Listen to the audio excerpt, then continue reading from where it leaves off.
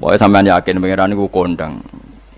Islam itu dipimpin kiai keliru ya mlaku, dipimpin kiai bener ya mlaku, dipimpin kiai gonta-ganti ya mlaku. Teng TV sering ana berita ustad sodomi, ustad ngene-ngene. Wong ya ora terus gedeng Islam, ya nyalahno ustad iku. Ya ana Islam dibajak, ekstremis ya muni Islam, sekuler ya muni Islam, liberal ya muni Islam. Ya Islam ya baik-baik saja. Ora ana masalah kan, biasa mawon. Yo ramene dunyo. Riyen Rasulullah niku rak sae-saene tiyang niku mawon disisipi tiyang munafik. Karena ndak ada cerita pendapat itu memuaskan semua napa pihak. Rasulullah rak kesayangane pangeran. Niku pun ndak bisa memuaskan semua orang. Sehingga orang yang kecewa ya jadi munafik. Pemene trimo kiai, trimo presiden, trimo Kapolri, trimo pangam, enggak bisa. Apapun konsepnya itu enggak bisa. Mesti ada yang setuju pendekatan ekstremis itu persuasif. Sing sitok gak harus tegas. Kalau gak tegas gak bisa membasmi akar-akarnya. Sing jare persuasif, nak tegas mereka dendam malah kacau negara. Sing sitok kalau gak tegas mereka ngelama. Ini kan ra iso selesai. Akhirnya sing nyelesaino aku sing pimpinan nurut. Akhirnya sing pendapatnya gak tigo. Nurut ya nurut mergo dipecat tapi terus balelo sithik. Balelo napa? Sithik-sithik. Masjid ge ngoten nasibe, kiai ge ngoten. Kulo nak di murid kuatah, di santri kata sing kiai ge kata. Wono kiai niku sowan kula, Gus, masjid itu ape nganakno zikir Ramadan. Dadi 24 jam full mulai bar subuh sampai sahur. Saking semangate ibadah Ramadan. Terus ibadah ning dia muni takok, ya teng masjid, Gus. Dadi masjid itu ben makmur, terbaik masjid makmur. Tak omongi. Lah apa ngarit itu ora ibadah. Apa dadi satpam mergawe iku gak ibadah. Apa nyupir angkot golek nafkah ibadah, kiai kok goblok kira karuan aja muni ngono. Astagfirullah, itu urusan iku, Gus. Ya urusane mergo ke takmir dadi ben keren, pas ke takmir masjid rame ngono. Berarti sing nama baike kan kowe. Nek pengiran ra butuh iku, pengiran kepingine seorang bapak golek nafkah. Anake kepingine sekolahan ya satpam teko, ora teko alasane itikaf. Kepingine pengiran ya bis sing tetep jalan, dadi wong sing nyetop iku ana bis aja kok mandek mergo itikaf ayo mending. Kecewa lho. Wis bae ku piye dicapik ra dukung. Padahal nek kula yo nyucup yo hormat tapi tetep gremeng mergo idenya enggak keturutan. Ya kula yo ngerti rai-rai ngono iku yo biasa wae cara kula biasa. Tapi suwe-suwe sadar den. Bareng ngajak wong do ora gelem akhirnya sadar. Jebule ngandel jeneng nganggo sembang kula yo suwe wong luwih ngandel aku timbang kowe. Lah bento tapi ngandel kowe wong aliran sesat ta. Ya masjid itu anggere ana salat jamaah iku ya wis rame cara pangeran. Ora perlu rame banget. Nak rame banget terus bakal pentol leren, satpam leren, supir angkot leren. Nah, iku jek sepele. Dokter leren. Wong ape lara. Ape lara ape berobat ra iso. Nak larane emergensi astagfirullah minamikum taqabbal ya karim. Sajane semburu leren maling leren, copet leren. Iku ape nek iso ngumpul iku. Makanya ngaji itu ngambil wong alim kan, karena orang alim itu yang tahu duduk perkaranya agama. Seorang lagi yang tahu duduk perkaranya agama. Nabi itu kalau ngendikan itu sampai sahabat itu gak bisa menampung. Kadang menyebut kebaikan satu majelis sampai 63 sampai 70. Misalnya Nabi ngendikan al imanu bid'un wasituna bid'ah. Iman itu ada 63. Terus nyebut terus. Pertama ngendikan a'la la ilaha illallah, tertinggi adalah kalimat tauhid. Wa adnaha imatatul adza anit thariq, terendah adalah menyingkirkan hal-hal yang mengganggu yang apa? Mukmin atau mengganggu jalan. Terus ngendikan seperti itu. Sehingga pernah suatu saat Rasulullah itu ngaji di masjid. Rasulullah ora terima kiai, Rasulullah itu ngaji di masjid. Nabi kalau ngaji di masjid memang di teras jadi terbuka. Terus ada pemuda santai dengan santainya nggo pacul, ngliwati Nabi ngaji diliwati. Nggo pacul. Ya santai. Singkat cerita semua sahabat itu mencibir. Celaka betul pemuda itu. Ada Rasulullah ngaji tidak ikut tapi dia berlalu saja bawa cangkulnya. Kata Nabi, kamu jangan komentar demikian. Jika dia kerja menafkahi ibunya yang lemah atau anaknya yang lemah, dia juga ibadah dan itu juga sunnahku. Akhirnya sahabat mereka sadar. Jadi untuk meramaikan Islam itu tidak harus semuanya ngaji di masjid. Yang ngapain kerja ya ben kerja. Yang penting orang jadi germo. Orang pengedar narkoba, itu ora kerja kang perusakan. Jadi sebetulnya orang tuh nggak bisa mengatakan kerja mau pengedarkan narkoba itu ndak, pengerusakan tuh namanya. Tapi kayak adol pentol terus hal-hal yang halal itu namanya apa? Kerja. Dan kerja itu ibadah. efek dari pikiran ulama yang seperti ini, akhirnya masjid daerah ulama itu sepi-sepi. Mergo ngomong ngono terus wong wae nak ngono ora perlu ning masjid. Lah iku kesimpulane sing salah. Kok terus kesimpulane nak ngono ora perlu ning masjid bar saiki. Maksudnya orang ngono sing di aktivitas nggih monggo. Nek sing ada aktivitas timbang turu ning omah kene aduk ibadah ning masjid aja aduk turu ning masjid. Nah, akhirnya daerah-daerah tertentu yang akeh ulama mesti masjidnya sepi, tak jamin. Jajal gitu loh nih Rembang. Oh, tambah sepi. Karena ulama cara berpikir, jong kerja ya, ibadah ngernet ya, ibadah mulang ya ibadah. Akhirnya orang masjid pas tarawih. Iku yang golek sing cepet. Tapi kunane kuno, Nabi sekalipun itu yang namanya orang yang mendengar, tetap ada yang menolak. Konsep perang di luar kota itu kan secara teori militer itu rasional.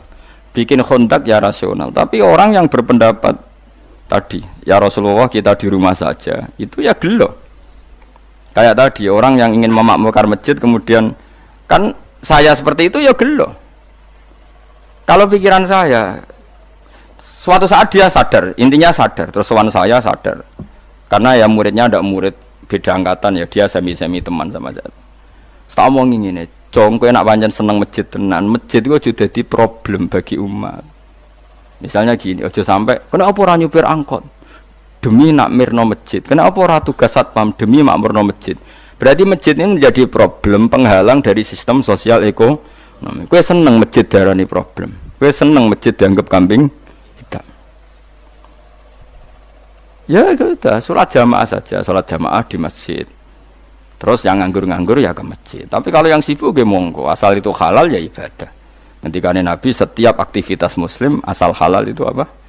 Ibadah. Makanya kita harus. Nah, tapi kan pendapat seperti ini itu kan kadang dibantah juga. Tapi ki Ramadan Gus tahun pisan, mosok ngunjina ra setuju. Tak bukti kalau dia hadun nafsi tak tes. Ya wis aku setuju, syaratnya ketuane takmir ra kowe. Dadi masjid rame pas kowe ra ketua takmir. Isen dene karena dia ingin punya prestasi. Berarti sawang wow pas dene ketua takmir hadun nafsi enggak? Hadun nafsi pasti dia itu cari. Ya jajal pengajian sing gede-gede. Mergo pengurus takmire kepengin pas era ndekne tau pengajian geden. Pas gak pengurus takmir terus ana pengajian geden. Lha opo rame-rame bareng. Padahal orangnya sama. Nah itu ulama itu tukang ngomong seperti itu, mungkin menyakitkan, tapi ulama itu terus ngomong seperti itu supaya agama ini dibawa berdasar ikhlas, bukan hadzun nafsi, bukan kepentingan pribadi. Tapi tentu ulama tetap ngomong iktikaf ya sunat baik, kerja ya baik, amal lainnya asal baik ya baik, ngomong gitu terus. Tapi kan mangkal loh akhir ulama, karena bagi pengurus masjid baik itu pas Ramadan ya masjidnya rame. Bagi yayasan yatim piatu malape ya dikekno yayasan yatim piatu. Bagi KBIH, bagi travel amal apik ya umroh. Ya ora. Jadi tenan kula raguyan. Mana mungkin travel umroh dalil kowe nek ade dhuwit luwih kekno cah yatim, kekno masjid, gak payu travel. Tapi dalile al umroh ilal umroh kafaratun lima bainahuma. Umroh itu yang mengkafaroi dosa. Jadi dan itu kersane Allah, orang macam-macam pikirannya kersane Allah dan baik-baik saja. Dunia diokal-akali itu ya baik-baik saja. Allah ya tenang aja tetap sugih. Cuma ulama harus ngomong seperti saya. Jadi karena keterbatasan manusia sehingga yayasan yatim piatu mesti ngomong seakan-akan ibadah terbaik yang nyumbang yatim piatu. Nanti yang di travel ibadah terbaik ya sowan Nabi umroh. Nanti sing jamaah thariqah ya ibadah terbaik itu thariqah. Semua dan itu semuanya baik gak masalah, kita tidak masalah. Tapi kalau memaksa orang lain harus seperti itu dan mengkerdilkan kebenaran hanya surahnya gambarannya seperti itu, kita sebagai ulama harus melawan. Karena Nabi dawuh kebaikan itu sekian jumlahnya. Terus Nabi menyebut di satu majelis itu 60. Sampai yang di antara yang disebut itu nganti ana sing jorok. Wa fi buti ahadikum sedekah. Kowe ngeloni bojomu iku sedekah. Sampai sahabat takok, "Ya Rasulullah, masa urusan gitu ibadah?" Ayat ahaduna syahwatahu wa huwa la ilaihi ajrun. Masa urusan kelon itu ganjaran ibadah. Terus Nabi jawab kata Nabi faqih falawadu'a fi haramin akana alaihi wisrun. Kalau andikan dia meletakkan mental seksnya atau aktivitas seksnya di luar yang halal, apakah itu tidak dosa? Iya ya Rasulullah. Terus kata Nabi wa kadzalika, begitulah kalau diletakkan di halal dia juga dapat apa paha.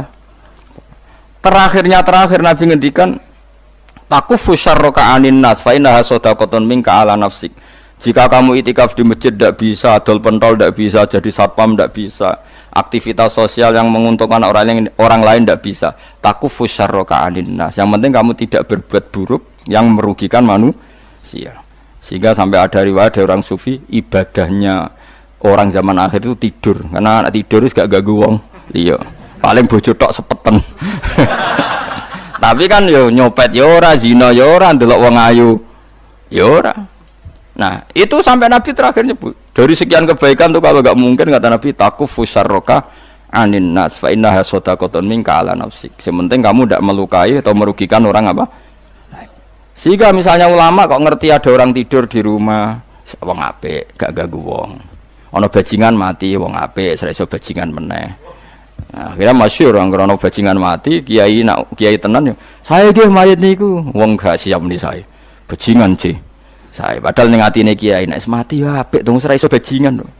Akhir dari bajingane yo wis mati. Lho sekarang ngakhiri bajingan apik ta elek? Apik. Berarti matine elek ta apik?